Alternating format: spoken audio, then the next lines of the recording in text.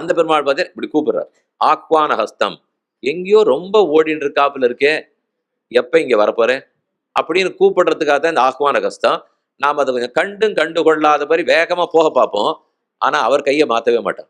அந்த கை அப்படியே தான். நீ என்னைக்கு வரியோ வா, ஆனா வந்த அன்னைக்கு நான் கூப்பிட்டேன்னு புரிந்து கொண்டு வா.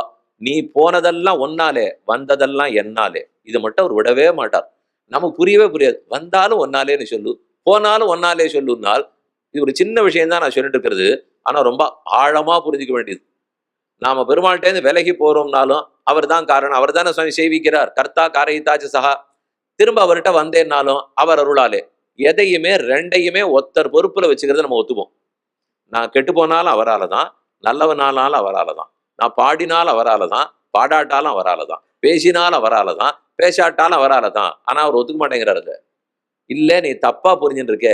நீ எங்கிட்ட இருந்து வெட்டி கொண்டு போனால் உன்னாலே, ஒட்டி கொண்டு வந்தால் என்னாலேங்கிறார். நியாயமே இல்லை சுவாமி இது. எந்த நீதிமன்றத்துக்கு போனாலும் இது ஜெயிக்கவே ஜெயிக்காது. இப்படி போய் நீ சொல்றீர்கள், இதை பிடலோகாச்சாரிய சிவநிர்மணத்தில் நிச்சயமா சொல்லிட்டார். கர்மமும் கிருபையும். நான் திரும்ப திரும்ப பிறந்துண்டு வெட்டி கொண்டே போறேன்னால் கர்மங்கள் காரணம்.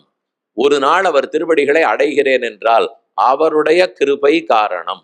என் கர்மத்தினாலதான் நான் ஓடுறேன், அவருடைய கிருபையினாலதான் நான் அடையிறேன். ஆனா நான் என்ன தப்பா நினைச்சிட்டு இருக்கேன், அடிய முதல்ல சொன்னது ரெண்டையும் அவர் தலையில வைக்கிறது கூட கொஞ்சம் தேவல, ரொம்ப தப்புன்னு சொல்ல முடியாது. ஆனா நினைச்சுட்டு இருக்கிறது, அவரால தான் நான் சம்சாரத்துல பிறந்தேன், என் முயற்சியால பக்தி பண்ணி மோட்சத்துக்கு போனேங்கிறான். இது இன்னும் அழகு. இது நேர் எதிர்பக்கம். இது நான் ஏன் இங்க வந்து பிறந்தேன்னால் அவர் தான் சுவாமி தள்ளி விட்டார். நமக்கு எதையுமே இப்படி நோட இப்படி நடுவோம் இல்லை, கேட்டாலே இப்படி கையே வச்சுன்னு பேசியிருந்தா அதெல்லாம் தப்பு. அவரால நீ பிறக்கவே இல்லை, ஒன்னால பிறந்திருக்க. அப்ப போய் சேர்ந்தது அவராலே. அதனாலதான் அதுவும் அதுவும் அதுவும் அவனதின்னருளே என் உணர்வினுள்ளே இருத்தினேன், அதுவும் அவனதின்னருளே உணர்விலும்பர் ஒருவனை அவனதருளால் உரற்பொருட்டு என் உணர்வினுள்ளே இருத்தினேன், அதுவும் அவனதின்னருளே. அதை நான் போய் சேர்ந்தது அவரருளாலே தவிர என்னுடைய முயற்சியால விழுந்தேன், அவருடைய அருளாலே எழுந்தேன். விழப்போறமா எழப்போறமா, விழுந்தது நம்மாலே, எழுந்தது அவனாலே. அதனாலதான் அவர் கூப்பிடுறார், எங்கேயும் போகாதே, விழுந்ததெல்லாம் போறோம் போதரே என்று சொல்லி புந்தியுள் புகுந்து தன்பால் ஆதரம் பெருக வைத்த இதோ வா வான்னு கூப்பிடுறாரு இல்லையா.